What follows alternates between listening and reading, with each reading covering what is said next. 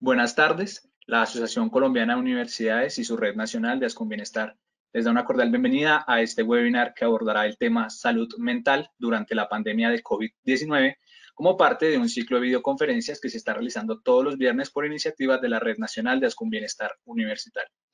En esta oportunidad contamos con el apoyo de la Universidad Sergio Arboleda, la Escuela Colombiana de Ingeniería Julio Garavito y la organización Médicos Sin Fronteras que coordinan el webinar de hoy. Ahora le doy la palabra a la psicóloga de la Decanatura de Estudiantes de la Universidad Sergio Arboleda, Erika Flores, e integrante de Ascondesarrollo Humano y Promoción de la Salud en el Nodo Bogotá. Bueno, muy buenas tardes a todos los asistentes de este nuevo webinar. Quiero darles un saludo de bienvenida desde Desarrollo Humano y Promoción de la Salud Nodo Occidente y aprovechar este espacio para contarles un poco acerca de las actividades que se tenían planeadas para el año 2020, digamos que antes de la emergencia sanitaria que pues estamos atravesando en este momento. ¿Sí? Es importante pues tener en cuenta que estamos muy al tanto de los lineamientos nacionales y distritales para poder llevar a cabo todas estas actividades que tenemos pendientes. Digamos que a grandes rasgos nosotros contamos con dos foros importantes, uno que es construyendo entornos seguros a través de la prevención de bullying y de ciberbullying, y otro foro también que es estrategias de promoción en salud mental mediante las TIC. Sí es importante, no sé si algunos recuerden como tal este tema. Nosotros desde Desarrollo Humano y Promoción de la Salud consideramos que este tema no se trabajó a profundidad en encuentros anteriores, también por situaciones de orden público que se presentaron en Bogotá en ese momento, así que consideramos relevante retomar este tema, ¿sí? Más aún durante pues estos momentos de emergencia sanitaria, lo que nos va a decir en un futuro y es que nuestra labor y nuestro quehacer va a estar muy enfocadas desde las TIC. Entonces creo que sería muy relevante retomar este tema. Y adicionalmente, tenemos a cargo la organización del Pleno Nacional de Desarrollo Humano y Promoción en Salud. Por supuesto, y como se los dije anteriormente, estamos muy al tanto de los lineamientos nacionales y distritales para llevar a cabo pues, estas actividades. Quiero también adicionar que el comité continúa apoyando todos los ciclos de los webinars que se vienen realizando a nivel nacional. Consideramos que son herramientas esenciales para la construcción de bienestar integral de todas las comunidades universitarias. Y pues ya para finalizar, pues quiero agradecerles a todos su asistencia e invitarlos a que continúen pues participando de todos estos ciclos. Muchísimas gracias. Muchísimas gracias, doctora Erika. Iniciamos así la conferencia Salud Mental durante la pandemia de COVID-19 y tenemos el gusto de presentar a los conferencistas invitados a esta sesión. Doctora Susana López, de Argentina, licenciada en Psicología, especialista en salud familiar, ha realizado misiones en Colombia y China con la organización Médicos Sin Fronteras. Y también tengo el gusto de presentar al doctor Juan Carlos Arteaga, de Colombia, licenciado en Psicología, especialista en consecuencias de la violencia y ha realizado misiones en México y Centroamérica con la organización Médicos Sin Fronteras. Bienvenidos, doctores, y los escuchamos. Bueno, buenas tardes, muchas gracias por la presentación. Pido disculpas de antemano a los asistentes porque no puedo compartir mi cámara, así que no hay más remedio que, bueno, que escucharnos, que de alguna manera en salud mental se trata de eso. Bien, vamos a conversar en este tiempo sobre salud mental durante la pandemia y aquellas informaciones y contenidos que Médicos Sin Fronteras puede compartir con ustedes. Como primera medida, vamos a hacer mención que este es un proyecto que maneja y transmite información que tiene base en la propia experiencia de la organización Médicos Sin Fronteras y que se circunscribe, por supuesto, a esta situación actual y urgente que enfrentamos, ocasionada por esta pandemia de COVID-19. Bueno, que la información que vamos a compartir tiene base, por supuesto, en la experiencia de Médicos Sin Fronteras. Es muy importante recalcar que son informaciones provisionales, que son informaciones imperfectas de alguna manera, que bajo ningún punto de vista pretenden sustituir las recomendaciones de las organizaciones internacionales y mucho menos de los ministerios de salud locales. Hecha esta excepción, entonces quiero contarles brevemente acerca de este proyecto de asesoramiento estratégico frente a COVID destinado a la población de Latinoamérica. Y partimos de la base de que, bueno, la pandemia y la velocidad de propagación del virus impacta directamente a la capacidad diferencial de los sistemas de salud y la capacidad de respuesta de las estructuras locales en materia de reducción del daño y la mortalidad. Se espera que este brote se mantenga, por supuesto, en el mediano y el largo plazo, extendiéndose hacia las poblaciones de suburbios y comunidades rurales, y que tal impacto suponemos es mayor en las poblaciones vulnerables, lo cual exige fortalecer medidas de protección individuales, familiares, colectivas para hacer frente a la pandemia. Entonces nos focalizamos en 4 componentes en este proyecto. Un primer componente que busca mejorar la preparación y la respuesta, digamos, de los servicios de salud, de las instituciones dedicadas a la atención de la salud, mediante un servicio de asesoramiento estratégico. Un segundo componente que apunta a las instituciones no sanitarias, pero que brindan servicios a poblaciones vulnerables. Ejemplo de ellos son las residencias geriátricas, las cárceles, los centros de acogida. Un tercer componente que apunta a el conocimiento y la mejora en la implementación de medidas de prevención y control a nivel comunitario a través de las instituciones que prestan servicios y de los colectivos en las diferentes comunidades. Y un cuarto componente, aunque transversal, que busca reducir el impacto en la salud mental, tanto del personal de salud como del personal de las instituciones y los grupos y colectivos vulnerables de la comunidad. Y de alguna manera, en la presentación que sigue, es de esto de lo que vamos a hablar, del impacto de la salud mental y de la necesidad del fortalecimiento de las estructuras para fortalecer las capacidades de las personas de atravesar el contexto actual. Cuando decimos salud mental, primeramente vamos a comenzar por recordar que la salud mental es un componente integral y esencial de la salud humana, que la Organización Mundial de la Salud la ha definido como un estado de completo bienestar físico, mental y social, y no solamente la ausencia de enfermedades o de afecciones. Por lo tanto, vamos a partir de la base de que no hay salud integral si no hay salud mental, por una parte, y por el otro lado, que la salud mental es algo que va más allá de la ausencia de los padecimientos mentales.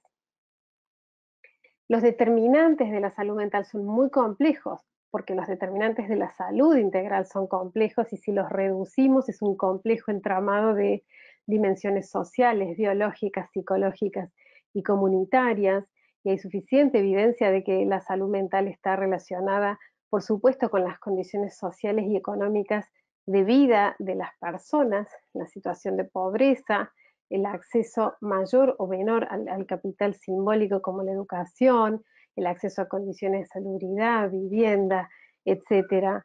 También la salud mental está asociada, por supuesto, a la velocidad y a la vertiginosidad de los cambios sociales y el impacto sobre las poblaciones. Sabemos que las condiciones de trabajo estresantes, la discriminación, los estilos de vida poco saludables, la violencia, la violación de los derechos humanos impactan directamente en la calidad de salud mental de las personas. Y por supuesto también tenemos los factores de personalidad y la dimensión biológica particular que impacta en mayor o menor medida en la capacidad de desarrollar padecimientos mentales. ¿Qué sucede con la salud mental en el contexto de pandemia? Bueno, decimos que la salud mental y el bienestar son la base fundamental de la capacidad humana, colectiva e individual para pensar, para manifestar los sentimientos, para interactuar con los demás. Nos da el empuje para salir adelante y a buscar el sustento, para disfrutar el tiempo libre. También está relacionada, por supuesto, con la forma en que enfermamos y con la forma en que nos curamos. Por lo tanto, la salud mental es una dimensión de la salud que se cuida y muchos de cuyos padecimientos se pueden prevenir. ¿Cómo actuar y cómo pensamos la promoción y la protección de la salud mental?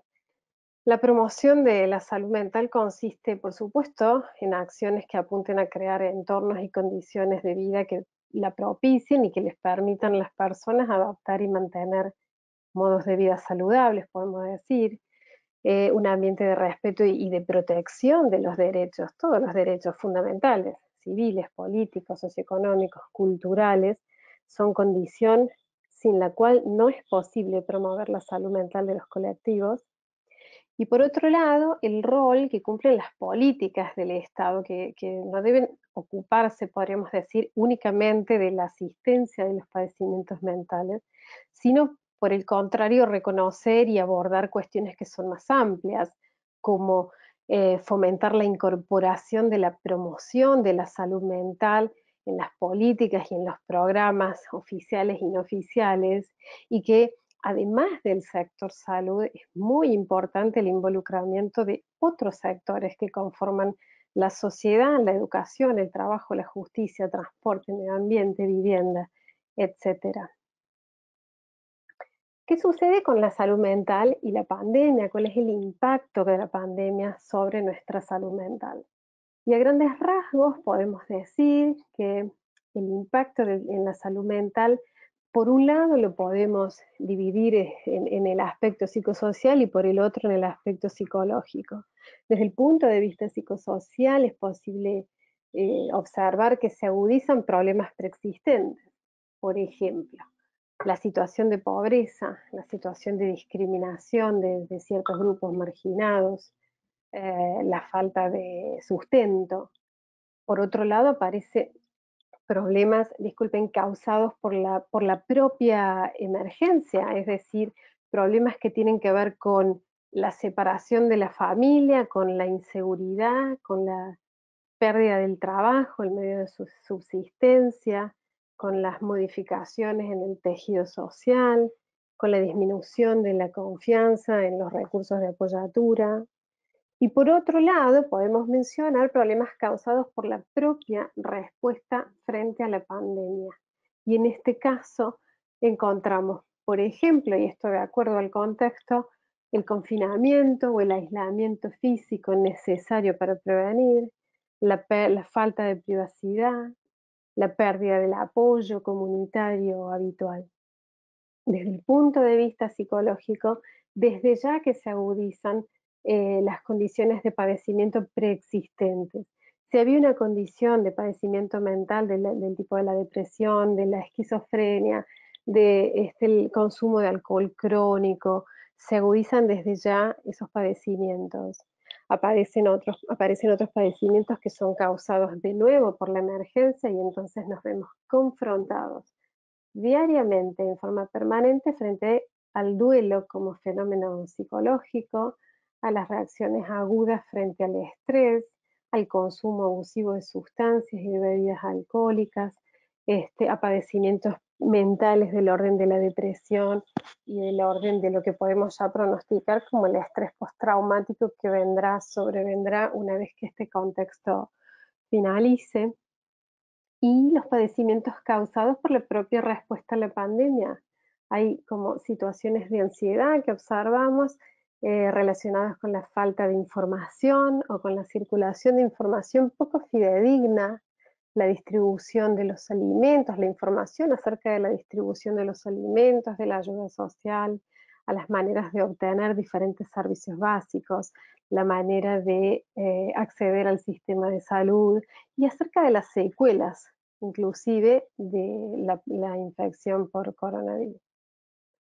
Entonces, vamos a empezar por partir de tres elementos importantes que me interesa recordar y que tienen que ver con que todas las medidas que los diferentes estados y los diferentes contextos despliegan frente a la pandemia, por ejemplo, el aislamiento físico y social, entre comillas, son medidas sanitarias preventivas que buscan controlar la expansión del brote, pero que fundamentalmente son transitorias, son temporales.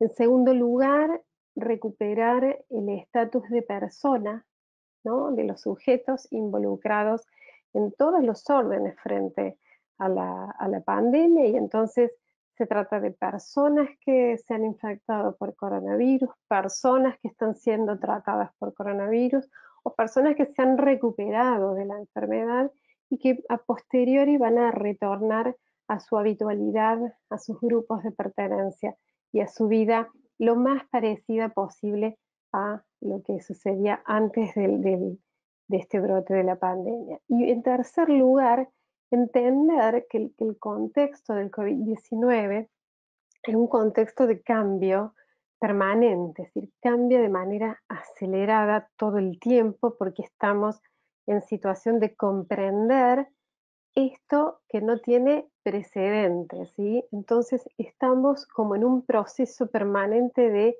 asimilación y acomodación que son cambiantes. Asimilamos y acomodamos lo nuevo para volver a desestructurar y volver a asimilar nueva información, ¿de acuerdo? Entonces, este contexto que intenté describir de esta manera demanda necesariamente el fortalecimiento de nuestra respuesta en materia de salud mental y de apoyo psicosocial. Esa es la sigla que se ve en pantalla. ¿Qué entendemos por salud mental y apoyo psicosocial? Pues cualquier tipo de apoyo local o externo que tenga en el horizonte proteger o promover el bienestar psicosocial, prevenir y o tratar los padecimientos mentales. Y para el fortalecimiento en esta materia necesitamos tener en cuenta una variedad de actores y de niveles. Como primera medida, basar la respuesta, como siempre, en las características particulares de cada contexto, y en este sentido es necesario comprender y conocer las necesidades de las personas que conforman la comunidad o los colectivos a los que asistimos, integrar diferentes enfoques, involucrar a la comunidad y a los diferentes actores, integrar las voces de las mujeres que desde ya lideran las formas de organización comunitaria, y este es como un hecho comprobado, brindar el apoyo y el bienestar, por supuesto, a los trabajadores de primera línea, sanitarios y no sanitarios, ¿de acuerdo? Conocer, identificar y capacitar los servicios existentes en materia de salud mental, facilitar el acceso a los servicios existentes, fortalecer, por supuesto, las estructuras locales, esto es, reconociendo e incluyendo diferentes actores, fomentando el desarrollo a lo mejor de actividades o prácticas que no son habituales, y esto, un ejemplo de esto es la puesta en práctica de los primeros auxilios psicológicos, toda vez que dentro del contexto de pandemia enfrentamos o debemos manejar alguna situación crítica. Por supuesto, crear y emplear entornos o fortalecer entornos preexistentes que tienen que ver con la incorporación de prácticas poco habituales, como por ejemplo las líneas de asistencia telefónica, en tanto y en cuanto estamos en situación de aislamiento físico, y con un enfoque que mire a la sociedad toda, porque si bien en la jerarquización están los grupos de mayor vulnerabilidad en el primer lugar, el enfoque es hacia toda la comunidad involucrada y con perspectiva de largo plazo, en tanto y en cuanto una vez que pase el contexto del brote, va a haber que mantener el fortalecimiento y el establecimiento de ciertas estructuras, ¿de acuerdo? Entonces, invitamos a pensar y a tener especial consideración para la protección de grupos vulnerables. Y entiéndanse por grupos vulnerables las infancias, las personas con discapacidad, las personas adultas mayores, las lactantes y las mujeres embarazadas, las personas víctimas de violencia de género, que también disparan, ¿no? En situación de confinamiento, disparan en magnitud.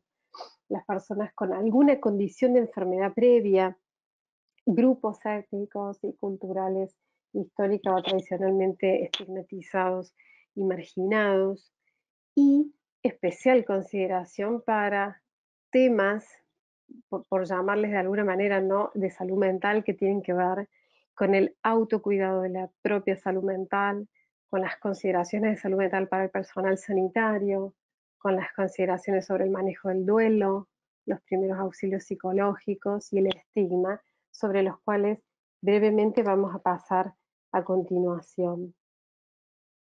Sobre el autocuidado de la salud mental, en líneas generales podemos reconocer diferentes sensaciones y síntomas como son el miedo, son indicadores del malestar, y entre ellos, para mencionar algunos, ¿no? El miedo a la pérdida, la frustración por la pausa en los proyectos y en las actividades personales, en la habitualidad de las personas, el enojo por la vivencia de frustración, podríamos decir, como esta situación de pandemia y de COVID como una situación injusta e involuntaria, la ambivalencia, esto es el experimentar sensaciones contrarias frente a lo mismo, y un ejemplo de ello es en los contextos donde hay confinamiento obligatorio. Por un lado, el confinamiento protege de la infección y previene, y por el otro lado frustra y aísla. La desorganización, y esto vinculado a la pérdida de la sensación de control sobre la propia cotidianidad, el aburrimiento, la tristeza por la ruptura del cotidiano y la sensación de pérdida o la fantasía de pérdida a la que estamos necesariamente sometidos, el sentimiento de soledad, que se hace más visible todavía en aquellas personas que tienen que transitar esta coyuntura, esta contingencia solas, las personas adultas mayores, sobre todo, la sensación de encierro y de agobio, la ansiedad que por supuesto acompaña la incertidumbre y la confusión, y que se traduce necesariamente en sensaciones corporales y en sensaciones mentales desagradables, que muchas veces se confunden inclusive con los síntomas premonitorios de la infección por COVID, ¿no? Que están tan socializados. ¿Qué podemos hacer para enfrentar el malestar? Y esto de alguna manera apunta a ya tomar medidas que tienen que ver con el autocuidado. Por una parte, evitar el consumo excesivo de información. Esto es, que es prudente estar informado, por supuesto, pero también es prudente dosificar la exposición frente a la información, y también es prudente evaluar críticamente la información, y para esto lo que se recomienda siempre es consultar o buscar la información en medios confiables, y normalmente los medios confiables son las organizaciones internacionales reconocidas, como la Organización Mundial de la Salud, las páginas o los sitios de los ministerios de salud locales, acatar y poner en práctica las medidas de protección que se han ido socializando por estos medios de información confiables, y por supuesto evitar difundir información o rumores de dudosa procedencia. ¿Mm? Cuando estamos frente a una situación de contingencia y de confusión como la presente, es posible que sintamos esta sensación de descontrol y de confusión, y por lo tanto se recomienda centrarse en aquellas cosas o en aquellos aspectos en los cuales las personas sí podemos actuar o sí podemos incidir. ¿Cuáles son? Justamente poner en práctica las medidas recomendadas para lograr y sentir una mayor estabilidad, multiplicar, compartir esa información entre las personas allegadas, las personas convivientes, sobre cómo protegerse, verificar que estén preparados, ayudar a los más vulnerables, a los que deban implementar estas prácticas, pero con menor autonomía, las personas mayores, las infancias, las personas con discapacidad. Mantener desde ya, en la medida de lo posible, una comunicación regular, sobre todo con los adultos mayores, y organizarse también en la medida de lo posible para cumplir con las medidas de contención, y esto se ha visto que en muchas comunidades, en barrios, en consorcios o en complejos, la gente ha logrado organizarse, y esto es propio de las comunidades, para, por ejemplo, hacer las compras y asegurar el abastecimiento. Evitar también esto, porque ha sido un fenómeno mundial, ¿no? Realizar prácticas o acciones por pánico. A ver, es importante estar preparado, ¿no? Frente a la contingencia y frente a la pandemia, pero tampoco es necesario caer en prácticas que por lo irrelevantes aumentan el malestar, aumentan la sensación de miedo y descontrol, como por ejemplo la dimensión del desabastecimiento que se observa en diferentes contextos y tal. Por otro lado, se recomienda un ejercicio, vamos a decir, como de cierta conciencia y de examinar de alguna manera la propia vida cotidiana y ver cuáles son esas áreas donde cada uno puede reconocer que necesita un mayor esfuerzo, y entonces ahí ese reconocimiento habilita quizás a tomar decisiones un poco más lúcidas, un poco más asertivas, como se dice. Y utilizar, bueno, los recursos personales, las estrategias que ya se sabe que han sido útiles en otras situaciones difíciles, dificultosas, y que podrían ser útiles ahora. Y bueno, en la medida de lo posible conservar un poco el buen humor, que siempre tiene una relación estrecha e íntima con el bienestar mental. ¿Qué evitar frente al malestar? Bueno, frente al malestar, evitar esto, el consumo de bebidas alcohólicas, aumentar el consumo de bebidas alcohólicas, que solo aporta como medida, a ver, de disipación frente al COVID. Evitar consumir más tabaco u otras sustancias como una forma de mitigar el malestar, hablar constantemente sobre el COVID, eh, y esto aumenta, digamos, los niveles de ansiedad y de angustia frente al estrés. Y cuando hay alguna condición preexistente de salud mental, y en esto nunca está de más repetir, a ver, frente al malestar y frente a la sensación de desborde, lo primero es hablar, ¿no? Y acudir a la red de apoyo. Aunque sea en forma remota, y en esto las redes sociales y los dispositivos remotos hoy nos tienden una mano. Estar consciente, por supuesto, de la propia vulnerabilidad y de aquellas situaciones que puedan funcionar como factores desencadenantes de mayor estrés, y utilizar aquellas estrategias que nos permitan enfrentar la situación, pero de forma activa, ¿sí? Como una recomendación general.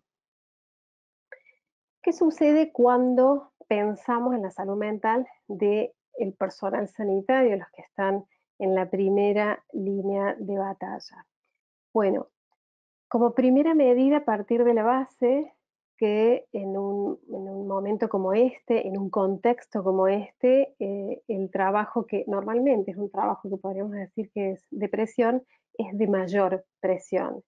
Y que este tipo de trabajo en este contexto se acompaña necesariamente de sentimientos y de emociones que son absolutamente esperables y que están, yo diría, lejos de reflejar incapacidad o ineficiencia en el trabajo, ¿sí? Y entender que atender la propia salud mental no es un lujo, sino que es una necesidad, porque la herramienta de trabajo del personal sanitario somos nosotros mismos, nuestra mente y nuestro cuerpo. Por lo tanto, se trata de, con ayuda de otros, desarrollar cierta capacidad de resistencia hasta que la contingencia ceda, hasta que la contingencia pase. El personal sanitario de primera línea se encuentra frente a varios retos, y uno tiene que ver con el volumen de las personas que acuden a los centros asistenciales, reclamando asistencia sanitaria y cada uno con su propia urgencia. Existe desde ya claramente un mayor riesgo de contraer enfermedades temidas, contraer esta enfermedad, transmitirla a las personas allegadas o a los mismos compañeros y compañeras de trabajo. Sucede muchas veces que el equipo, los recursos materiales y el equipo del que se dispone para hacer frente y para responder desde el punto de vista asistencial puede ser escaso y puede ser poco confortable, desde ya limita la movilidad, limita las vías de comunicación con el otro, porque nos encontramos detrás de unas gafas, detrás de una máscara, envueltos en un camisolín donde de casualidad sí se puede reconocer los dedos y los ojos, entonces esos también son como obturaciones de las vías necesarias de contacto con el otro desde el punto de vista de la comunicación y la salud mental. Y conforme va aumentando, podríamos decir, la demanda y la asistencia, la angustia de las personas que consultan y de las familias se hace más difícil de manejar. Entonces, en este punto, como segunda medida, entender que uno no trabaja solo, que uno no puede responder en este contexto y en esta contingencia solo. Necesariamente tiene que encontrar apoyo en el trabajo con otros. El trabajo que desarrollamos los profesionales sanitarios es un trabajo que desde ya es gratificante, pero que también es muy difícil porque muchas veces experimentamos, podríamos decir en carne propia, muchas de las sensaciones y los sentimientos de los pacientes, ¿no? Y entonces son, por supuesto, reacciones esperables, pero es lo que se reconoce. Antiguamente en la psiquiatría se hablaba como del trauma vicario, del estrés vicario, ¿no? Ese que viene del sufrimiento del otro y entonces lo incorporamos nosotros los trabajadores. No olvidar que son reacciones y experiencias totalmente esperables y normales, ¿sí? Y desde ya que, bueno, la exposición del personal sanitario frente al COVID y frente a la muerte, vamos a decir, inminente, ¿no? De muchas de las personas que atendemos, nos expone a nosotros a la cara más dramática, podríamos decir, de esta contingencia y a la carga emocional que esto significa. Y por último, también a dilemas de tipo ético y moral, ¿no? Porque bien, la falta de medios, la sobrecarga, el propio padecimiento, la evolución incierta de muchos de los pacientes hace que a veces haya que tomar decisiones complejas, difíciles, y que impactan en materia de posicionamiento ético y moral. A ver, el autocuidado del personal sanitario. El autocuidado del personal sanitario no dista mucho de los cuidados para cualquier persona en general, para cualquiera de nosotros que estamos hoy asistiendo a este webinar.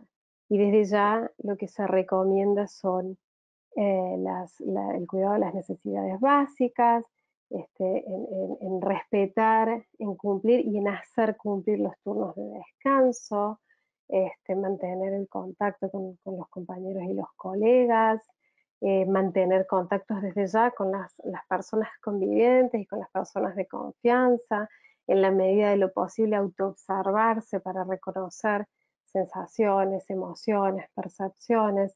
También nosotros debemos limitar la exposición a la información y ser críticos en el análisis de las informaciones que incorporamos.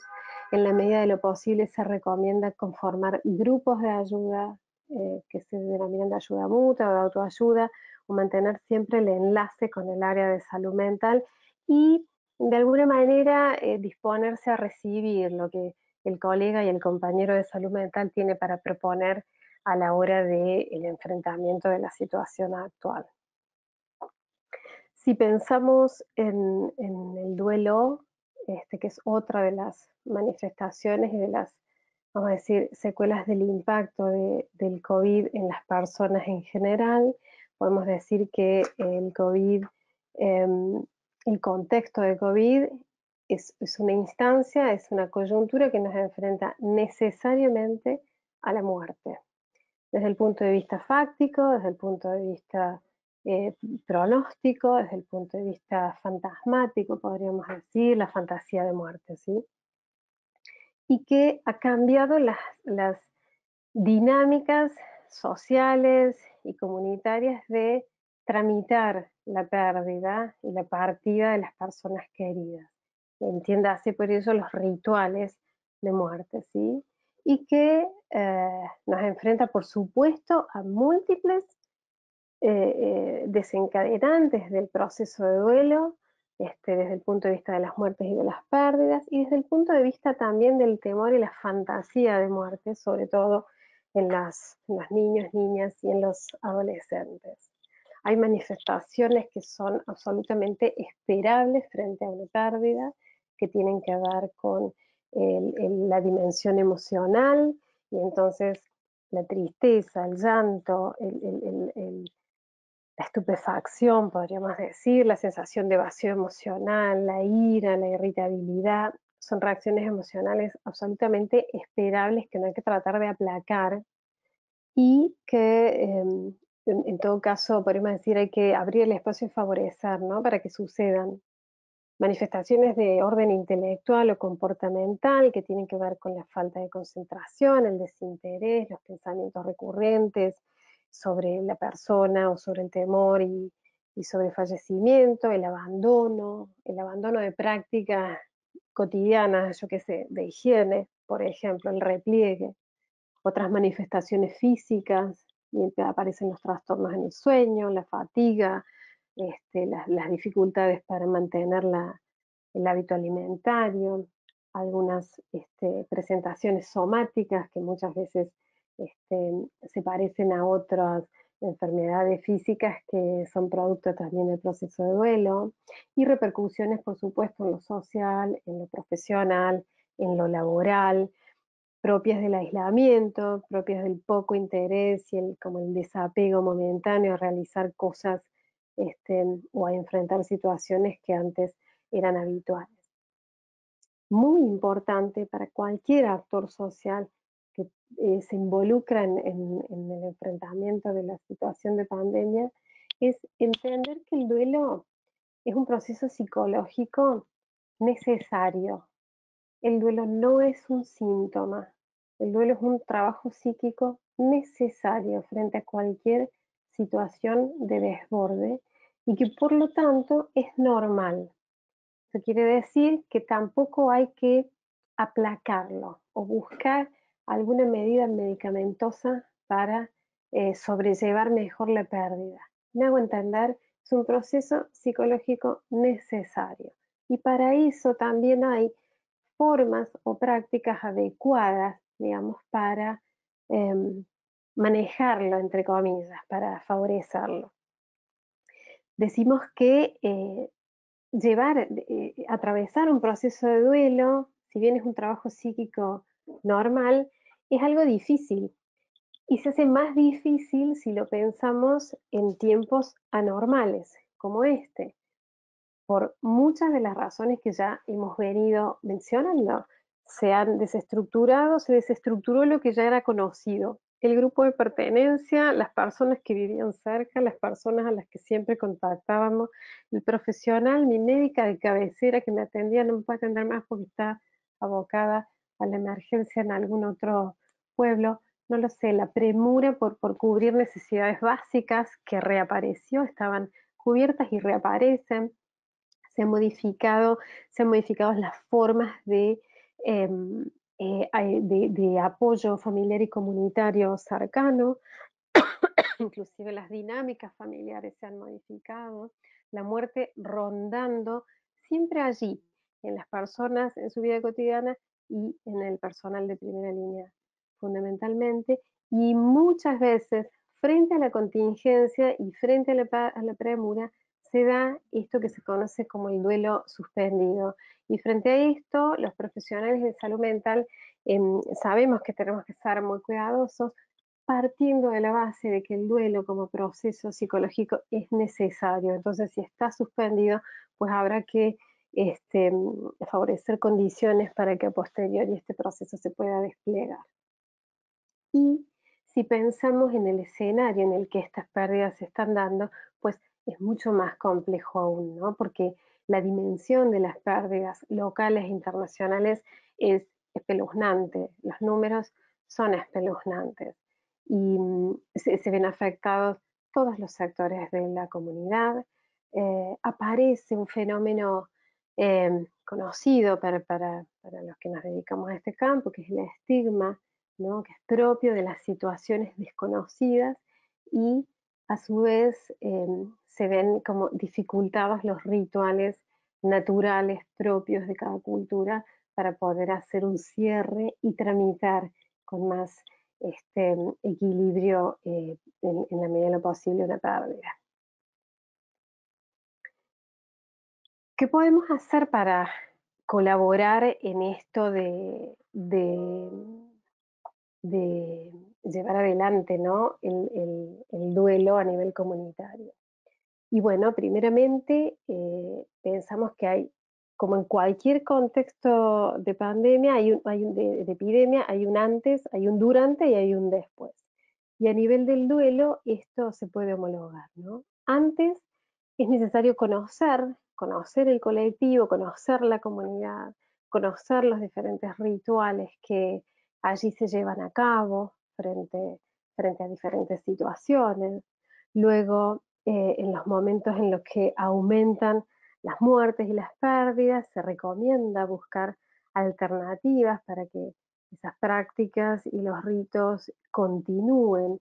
Y en esto se apela casi a la creatividad y a la inventiva, ¿no? de los actores sociales, ¿no? Promover apoyos comunitarios en la medida de lo posible a través de medios virtuales, las redes sociales.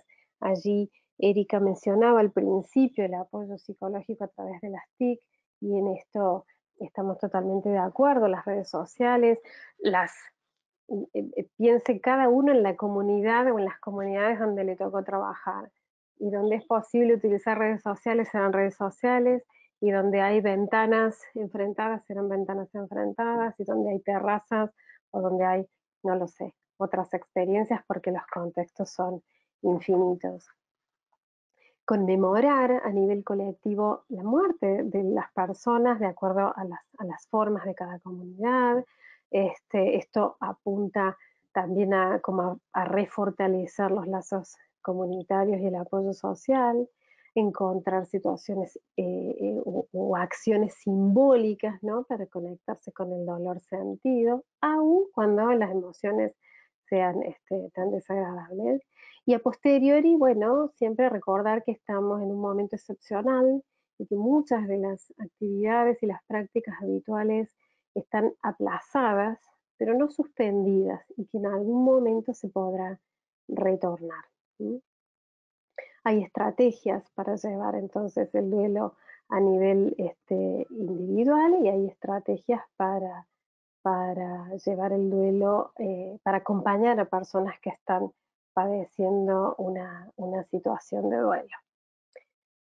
Rápidamente, porque no quiero pasarme de los 30 minutos, hay otra estrategia muy importante frente a una situación crítica, que es la conocida estrategia de los primeros auxilios psicológicos.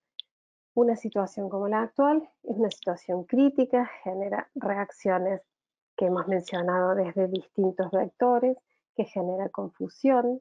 Los primeros auxilios psicológicos son un método, ante todo son un método básico y práctico que pretende brindar ayuda a las personas frente a la situación crítica con el objetivo de restituir algunas coordenadas básicas de funcionamiento, la orientación temporoespacial, la capacidad de verbalizar en la medida de lo posible, que son las herramientas básicas que los seres humanos hablantes tenemos para transitar las situaciones difíciles y que brinda un apoyo temprano, porque esto es en situación de crisis, ¿no? Con la idea de apuntar a disminuir la severidad de la afectación en salud mental en el largo plazo. Los primeros auxilios psicológicos tienen una forma de llevarse a cabo. Primero hay que prepararse, esto es informarse previamente sobre lo ocurrido, sobre los servicios y los apoyos disponibles, sobre los actores disponibles que hay a nivel local y sobre los posibles riesgos en materia de seguridad. Seguidamente observar se refiere a poder hacer como una evaluación rápida de la situación y de quiénes necesitan apoyo, de cuáles son los riesgos psicosociales de las personas, cuáles son las necesidades más urgentes y las reacciones emocionales más evidentes. Por otro lado, escuchar, esto es presentarse con el nombre, haciendo saber cuál es el rol que cada uno desempeña, qué servicio puede prestar, escuchar activamente, aceptar los sentimientos de la persona, ponerles nombre, para que la persona que está atravesando la situación crítica empiece a reconocer con un nombre eso que le pasa y entonces se favorece la salida del cuadro de confusión, calmar la angustia en la medida de lo posible.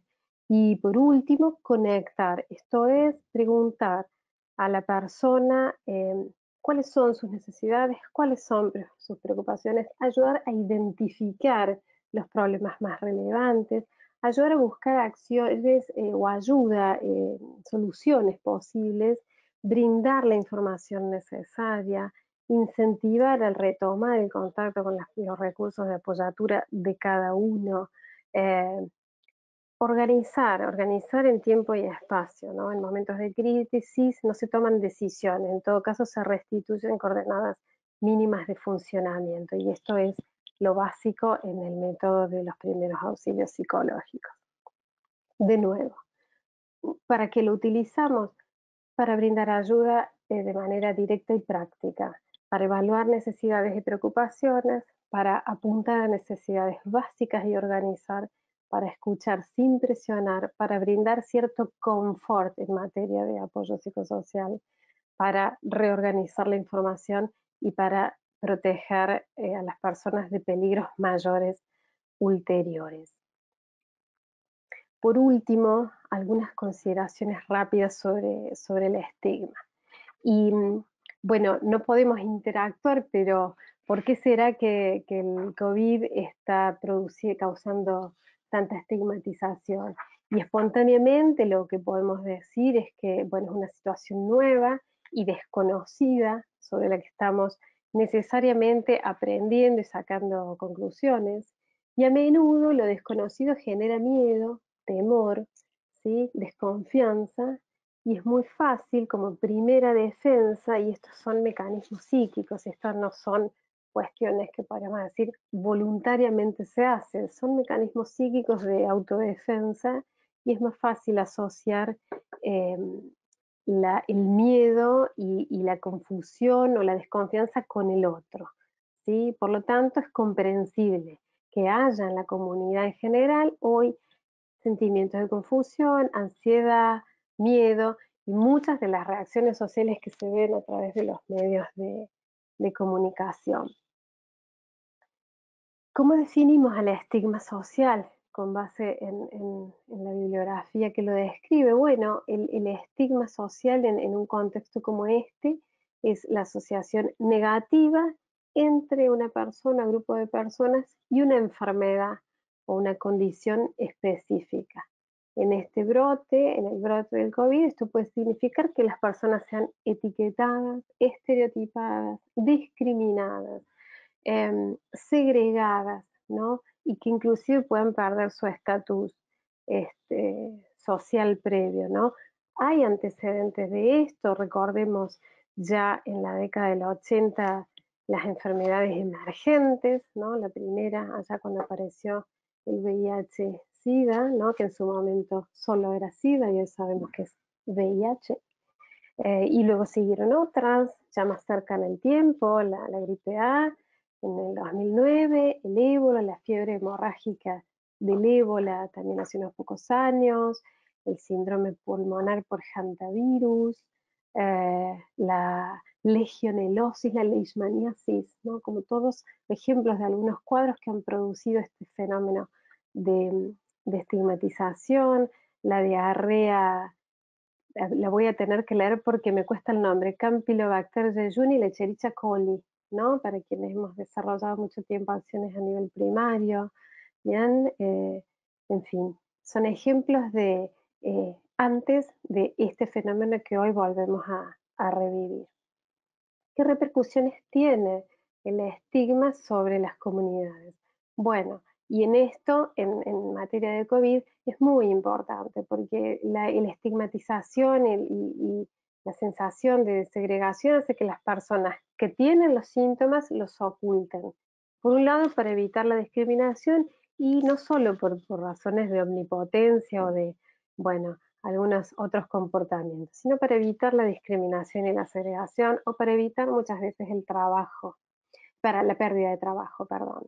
Y también hace que las personas se resistan a buscar la atención médica necesaria en el momento adecuado, haciendo que su propia condición sanitaria empeore y poniendo en riesgo la condición sanitaria de las convivientes, las personas convivientes o cercanas. Y por supuesto que se resistan a poner en práctica las medidas de prevención y de protección en los comportamientos saludables, ¿no? Para evitar el desarrollo del virus y la propagación del mismo. A ver, como actores sociales, ¿qué podemos hacer frente a la estigmatización que sabemos que existe? No minimizarla, pues, por un lado, hablar de la enfermedad sin hacer vinculaciones sociales y o étnicas. Y esto no es de los chinos y esto no es de los nadie. Esto es una enfermedad que se llama corona, por eso tiene la primera sigla CO, que es un virus, es un tipo de enfermedad que el tipo es un virus y por eso la segunda sílaba es VI y que termina en D porque la D es la primera letra de la palabra disease, que es enfermedad en inglés, y que tiene este número 19 porque se detectó el primer caso en 2019. Entonces, de nuevo, volvamos a recuperar el estatus de persona que puede tener COVID, que se presume que tiene COVID, que está siendo tratada por COVID, o persona que asiste a personas que tienen el virus de COVID, hablar positivamente de la enfermedad, en tanto y en cuanto, si bien hoy no tenemos un antídoto, no tenemos cura para la misma en el mediano o en el largo plazo encontrará su tratamiento y además tendremos siempre medidas de cuidado, enfatizar, por supuesto, lo importante de adoptar las medidas de protección, incorporarlas, realizar la conducta, la consulta temprana de acuerdo a los protocolos que se desarrollan en cada lugar, el testeo y las formas de tratamiento, y apoyarse siempre en evidencia científica y en consejos oficiales recientes.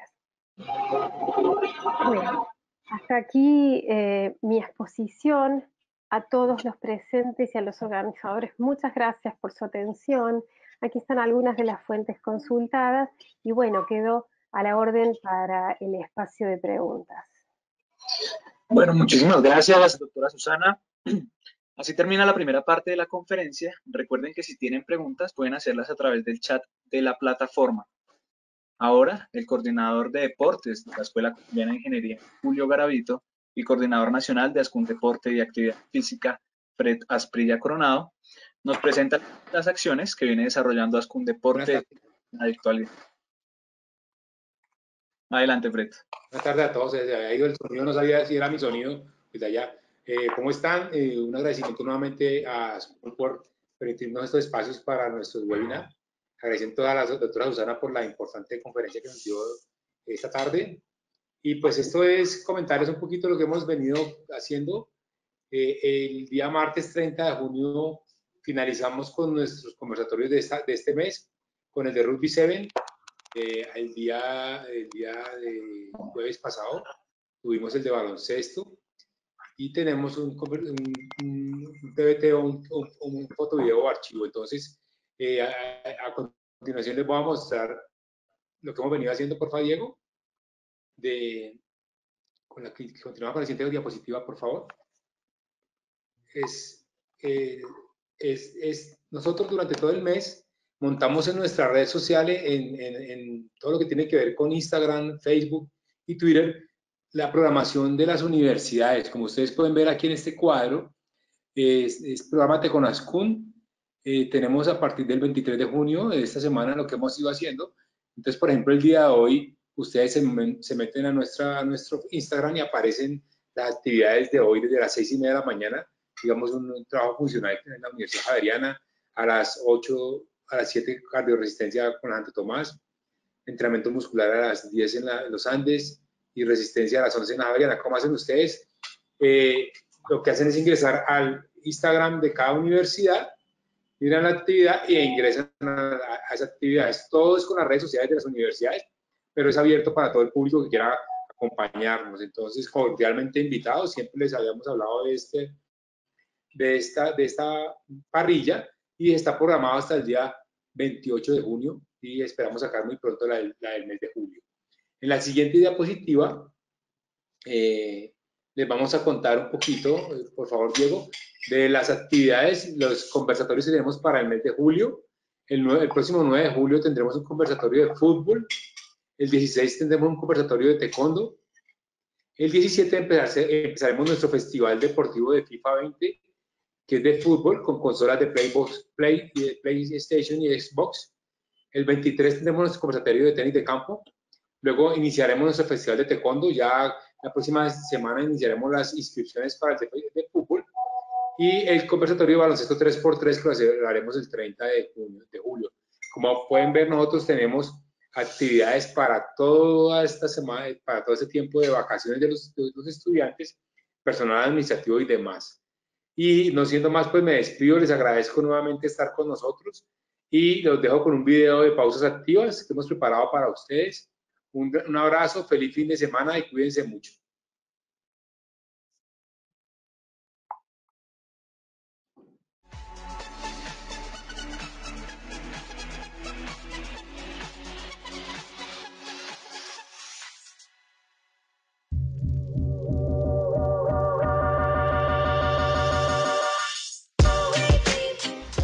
Hola, mi nombre es Diana Carolina Busto Rodríguez, soy profesional de deportes de la Pontificia Universidad Javeriana. El día de hoy les compartiré una rutina de pausas activas. Estas son recomendadas por la Organización Mundial de la Salud y por la Organización Internacional del Trabajo.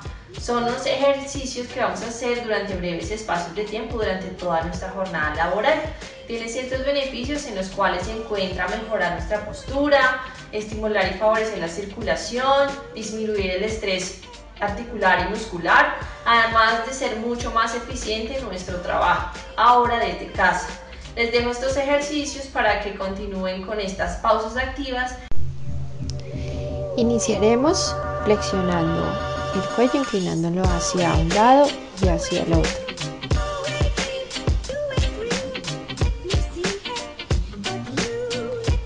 Elevaremos un hombro, posteriormente elevamos el otro. Y luego hacemos elevación con ambos hombros. Llevamos los brazos hacia atrás, completamente extendidos, manteniendo siempre la mirada al frente. Junto las palmas de las manos, voy a hacer una rotación de la muñeca arriba y abajo, manteniendo las manos frente al pecho y los codos altos. Entrelazo los dedos y voy a hacer una extensión de codo y una rotación de muñeca hacia el frente, partiendo desde el pecho. Luego realizo una rotación del tronco hacia ambos lados, siempre volviendo al centro y procurando que la velocidad no sea muy alta. Extiendo el brazo y hago una inclinación hacia uno de los costados.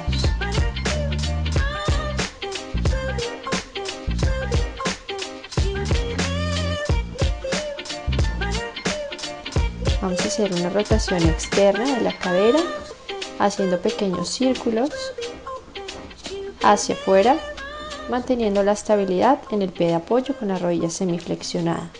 Igualmente el tronco erguido y mirada al frente. Elevo la rodilla a la altura de la cadera y realizaré una flexión y una extensión de rodilla. Haré lo mismo por ambos lados.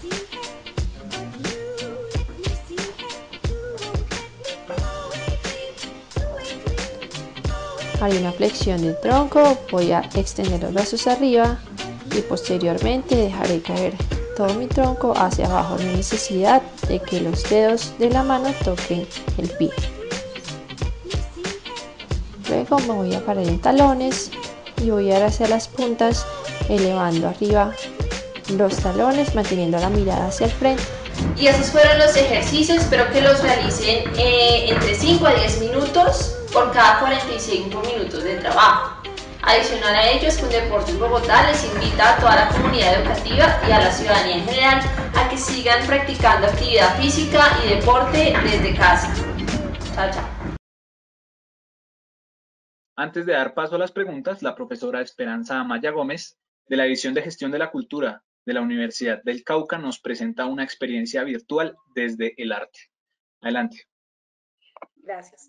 Muy buenas tardes a todos. Mi nombre es Esperanza Amaya Gómez. Dirijo los talleres de artes plásticas que se asumen desde la División Gestión de la Cultura, Vicerrectoría de Cultura y Bienestar, Universidad del Cauca. Lo que ustedes van a escuchar a continuación es una pequeña reflexión romántica que salió a partir de una clase con mis estudiantes y asumiendo estos tiempos de pandemia, ¿no? Se llama El color de la realidad. Virtus procede del latín y alude a la fuerza o voluntad para realizar un trabajo, aunque no se realice. Cuando se revisa el origen de este vocablo tan de boca en boca y de tendencia hoy a nivel mundial para asumir un plan de contingencia o solución de una problemática educativa que apenas se asomaba en nuestra normalidad académica, podemos y logramos entender el engranaje de ella. Pareciese que la palabra transita sola. Pero al pasar de las semanas nos dimos cuenta que no era solamente conectarnos, era asumir un reto mucho mayor, pues la virtualidad, aunque ajena para los grandes y reservada para los chicos o más jóvenes, empezó a poner al descubierto un sinfín de problemáticas. Los profesores, como buenos alumnos, asumimos el reto tecnológico, pero nuestra experiencia ha permitido ver más allá de la simple conectividad y virtualidad. Hace no menos de 20 años, según la Revista Virtual Católica de Occidente, la educación a distancia y virtual no accedía a más del 20% de nuestra población. Según el CINES, era considerada como el acto somero de enseñanza-aprendizaje, una relación fría que con el tiempo ha buscado una exigencia de consideración del entorno social, económico y político. Ya no es una forma singular de hacer llegar el aprendizaje, sino toda una perspectiva pedagógica. Pero en nuestro entorno todo esto sonaba muy bien para quien por uno u otro motivo no podía asistir de forma presencial y permanente a sus estudios. Era para algunos la solución perfecta. Cuando se nos retiró de forma abrupta del aula, del estudiante, del trajín diario de correr y preparar clase e interactuar de una manera más próxima a él, se nos presentó una herramienta de solución para enseñar. Era aquella que todos considerábamos fría, lejana y temerosa. Ahora se nos convierte en una paradoja de ser lo más cercano que podamos estar en nuestra clase. Y es ahí donde empezamos a descubrir que no solo es dar clase, cumplir con un currículum y conectarnos con nuestros estudiantes. Se expuso por completo nuestra intimidad y la del estudiante. El aula de clase entró a las casas, a las salas, a los cuartos, a cualquier lugar de ella que se vuelva idóneo para entablar esta relación. Y es aquí donde uno se pregunta, ¿y el arte cómo debe actuar en estos momentos? ¿Cuál es nuestra función? Ya puedes correr la diapositiva. ¿Acaso es como definió Goya en su cuadro El corral de los apestados? ¿Es servir de espejo a las generaciones futuras? ¿O acaso es la visión aterradora y patética del uruguayo Juan Manuel Blanes? También la puedes pasar para que la gente mire cuál es la imagen de Juan Manuel Blanes, un uruguayo que en su obra Un episodio, La fiebre amarilla, nos muestra como una escena escalofriante, ¿no? E incesable, una imagen de la estigmatización social de una familia de inmigrantes que yace sobre una cama y el único sobreviviente es su bebé de meses tratando de alimentarse del pecho abierto de su madre. O es recurrir a la afirmación de la argentina Laura Malosetti, es generar una solidaridad generalizada. Si hacemos un recorrido valiéndonos de la historia del arte, encontramos innumerables rastros pictóricos que nos heredaron dando señas de lo que han sido las innumerables pestes que han azotado nuestro mundo, o también como las estructuras santíficas y sanadoras que fueron en última lo que muchos aludieron su sanación y salvación en siglos pasados. Es por esto que cuando en el aula virtual se planteó la idea de pintar no la pandemia, no los desastres, no la soledad, no la peste triunfante sobre cadáveres descompuestos sin ni siquiera un adiós, sino al acusante de todo esto, como alguna vez lo propuso Diego Rivera, al pintar las bacterias y microorganismos en su mural El hombre controlador, o la obra colectiva de la canadiense Guanaropsis, quien llevó un registro fotográfico remitiéndose al SIDA. Puedes pasar las otras 2 diapositivas. Entonces, ¿para qué esta visión desde la parte artística, llevada desde la virtualidad, para dejar un registro del hecho o para contribuir a las futuras generaciones de una pandemia más que llevó al aislamiento social, con la diferencia que existió la conectividad y permitió seguir de cerca el actuar de un virus que teniéndolo en las manos se esfuma con el sonido insaciable de dejar correr el agua y la espuma entre ellas, y como se acaricia, pero a la vez se destruye. El ejercicio propuesto está anecdóticamente lleno de color familiar, olor a la sazón de una madre de regreso al hogar, al calor de un padre protector y abnegado ya sin prisa, a la risa de niños corriendo y saltando de silla en silla sin censura. Por eso retumba en los oídos la pregunta de los virtualitos. ¿El virus, profesora? ¿El odiado virus? Sí, el virus que detuvo el mundo de un solo freno. A mandatarios, guerras, prisas, bolsas, congresos, mercados, partidos de fútbol, colegios, deportes, encuentros para mostrarnos no qué tan vulnerables y frágiles somos, sino para entender algo llamado conciencia colectiva. El quehacer pedagógico se potencia en relación a la innovación, diseño de situaciones educativas que integran los recursos de las TICs. Y es aquí donde entendemos que no importa la herramienta por la cual se imparta la clase, el arte nunca perderá su propósito de transformar y de depurar al mismo artista. A través de la tecnología se abordó el contenido y se ha logrado desarrollar los contenidos propuestos, encontrando un espacio donde expresarse sin pretender ser ni el más idóneo, ni el más didáctico, ni el más lúdico. Pero al fin y al cabo logramos conectarnos para comunicarnos y encontrándonos, rompiendo la barrera del aislamiento. Pero también se pregunta, ¿los que aún no lo han logrado? Pues aquí estamos y estaremos buscando esa conectividad en el cibermundo en tiempos de pandemia. Muchas gracias. Bueno, muchísimas gracias, profesora Esperanza. Entramos así al espacio para responder las preguntas que en el transcurso de la conferencia se han presentado.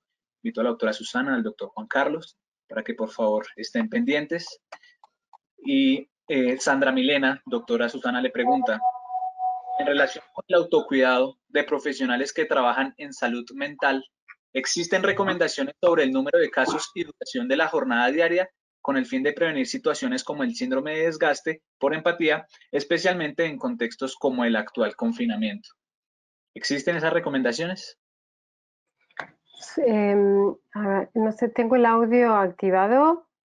Sí, te escuchamos. Bueno, a ver, nosotros no manejamos información sobre diferenciando profesionales de salud mental y profesionales de salud física. El profesional que está en la línea operativa de asistencia cae dentro de las mismas recomendaciones. A ver, vuelvo a repetir, la instancia, la coyuntura implica un desbordamiento de la demanda. Implica, en el caso de los trabajadores en salud mental, también un cambio en las formas de asistencia. Entonces, quizás sea más preciso en este momento una modalidad de asistencia estratégica a través de los profesionales que atienden a los pacientes en la primera línea y el apoyo en salud mental a los profesionales médicos enfermeros y no médicos que se encargan del traslado, la recepción y la manipulación de las pruebas y las cuestiones relacionadas con los pacientes, por una parte, y por otra parte, bueno, si aumenta el volumen de demanda en cualquier efector, por supuesto que aumenta el volumen de la demanda para los trabajadores de salud mental, pero creo que la clave en nuestro caso está en poder desplegar acciones, digamos, de abordaje estratégicas. Esto quiere decir, no necesariamente, aunque será necesario en algunos casos la asistencia individual, porque habrá condiciones que así lo requieran, pero por otro lado, estrategias de abordaje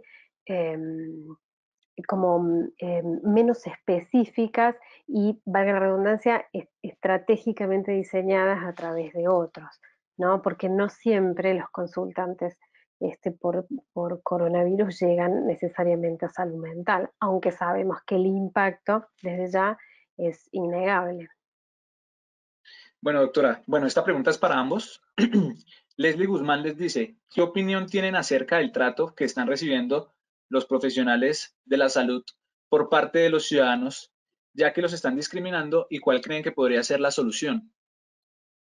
Bueno, como primera medida, sí, claro, tenemos conocimiento porque eso es una situación que se ha generalizado, ¿no? Es global, hay situaciones de discriminación de profesionales que están en función de asistir a la comunidad, que son no solo discriminados, algunos han sido hasta criminalizados, hasta denunciados, y entonces esto que rápidamente repasamos en materia de estigma es justamente para reflejar que no se trata solo de los estereotipos que recaen sobre ciertos grupos de la comunidad.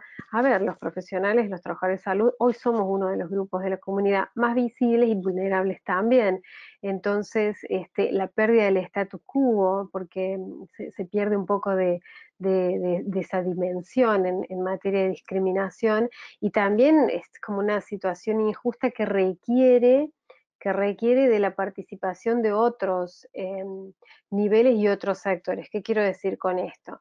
La comunicación, digamos, en materia de información sobre las vías de infección, sobre las medidas de protección, tiene que ser clara, precisa, para justamente poder disipar este miedo que es absolutamente esperable en la comunidad frente a lo desconocido. Atiende pacientes con COVID, entonces puede tener COVID, entonces que no vuelva al edificio donde vivimos porque nos contagiamos todos. Y justamente de eso se trata, como de ir desactivando esa escalada de pensamientos que no hacen más que incrementar esta especie de psicosis social frente a esto desconocido, desde ya que es una situación injusta, y creo que los medios de comunicación y las áreas comunicacionales locales ya sea de los ministerios, las secretarías de salud, se recomendaría que tomaran cartas en el asunto para justamente colaborar con la comunidad y desactivar este tipo de reacciones. Bueno, muchas gracias.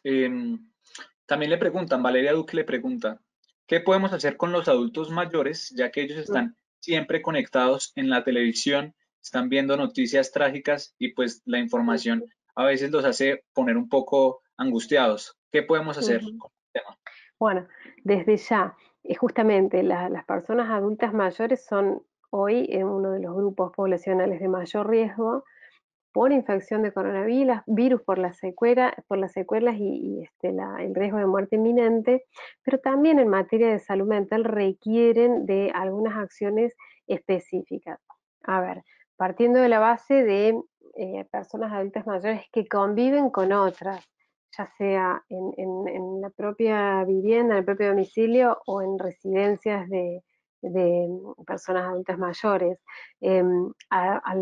Tanto a los niños como a los adultos mayores hay que acompañarlos y hay que intentar de alguna manera dosificar la información, y si no se puede dosificar la información, pues entonces abrir un espacio de conversar sobre eso. ¿Qué viste hoy? ¿Qué escuchaste? ¿Qué le pasó a tal? que escuchaste allá por la radio, que escuchaste en la televisión, y entonces empezar a abrir un espacio de conversación, pero justamente para empezar a desmitificar, organizar esa información correctamente y disminuir ese nivel de exposición innecesario a situaciones de mayor estrés para los adultos mayores. Y además también considerar que, bueno, los adultos mayores viven de los, como decimos aquí en mi contexto, como de los jalones de su cotidianidad previa. Entonces, siempre a ellos conservarles sus espacios, sus objetos, sus formas de uso del tiempo, y entonces, bueno, demanda por ahí un trabajo extra, un esfuerzo extra de alrededor o de los trabajadores de las residencias para organizar la información que ellos van consumiendo. Listo. Doctora, también le preguntan aquí, ¿qué podemos hacer con los adolescentes que antes tenían una vida social muy activa, pero que ahora, debido a la cuarentena, digamos que se han aislados de la familia, ya no están, digamos, en las reuniones familiares por videoconferencias? ¿Qué podemos hacer con ellos? Están totalmente aislados, ya que ellos antes estaban, pues, con una vida social muy activa los fines de semana. Bueno, otro grupo de vulnerabilidad, pero por ahí de vulnerabilidad más psicosocial. Y esta es una pregunta que aparece por lo general en los espacios de conversación que vamos manteniendo en este proyecto. A los adolescentes, bueno, en un punto, usar estratégicamente las nuevas vías de comunicación, las vías de comunicación remota y los dispositivos. Y a los adolescentes por ahí convocarlos, de acuerdo a los rituales y a los modos de funcionamiento de cada comunidad. Estarán las comunidades que favorecen los encuentros familiares, y en ese caso, bueno, el encuentro familiar y la incorporación del adolescente al encuentro familiar creo que históricamente ha sido dificultosa, ¿no? Por la propia dinámica de la adolescencia y el proceso de desarrollo. Pero por ahí a los adolescentes una cosa que recomendamos es convocarlos a participar y apropiarse de información, apropiarse de medios de transmisión de cierta información, ¿no? Que es por ahí más inaccesible para otros miembros de la familia, y entonces de esa manera favorecer como un religue en las actividades familiares y en las actividades sociales propias de su medio. Y desde ya también empezar a pensar que esta situación, esta coyuntura, ha cambiado la situación previa, y posiblemente lo que venga no tenga la forma exacta de lo que hubo, y haya que desarrollar entonces nuevas prácticas, nuevas formas de relacionamiento, nuevas formas de comunicación.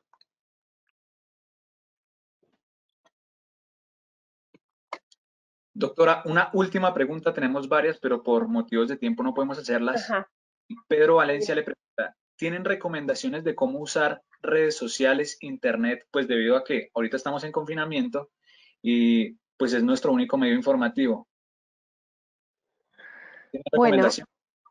recomendaciones respecto de las redes sociales, lo que nosotros hacemos hincapié en estos espacios de intercambio es que el uso, digamos, las redes sociales son beneficiosas, digamos, hoy tienden una mano frente a la coyuntura que nos toca atravesar. Entonces, por ahí focalizar en el buen uso de las redes sociales y de los dispositivos remotos. Hacer como un uso estratégico, ¿no? De los dispositivos remotos, y en esto ya hay algunas experiencias que se han desarrollado, de hecho, en materia de aplicaciones relacionadas con el coronavirus, relacionadas con la multiplicación de la información sobre medidas preventivas y de cuidado, sobre formas de comunicar los contenidos a los adultos mayores, cómo comunicarlos a los niños, a las personas con discapacidad, a referentes comunitarios, etcétera.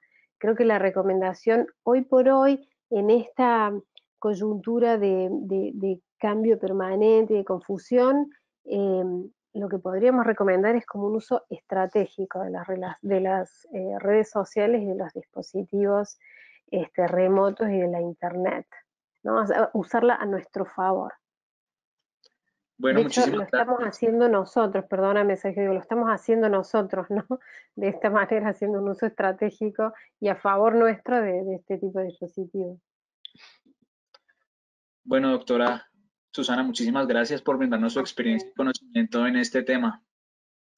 A ustedes, esperamos, yo en representación del equipo y del proyecto, esperamos que la información les sea de utilidad. Por supuesto, quedamos a la orden, a disposición, si quieren volver a contactarnos. Sé que hay una capacitación más para la semana que viene, creo que en telecounseling, que estaremos trabajando.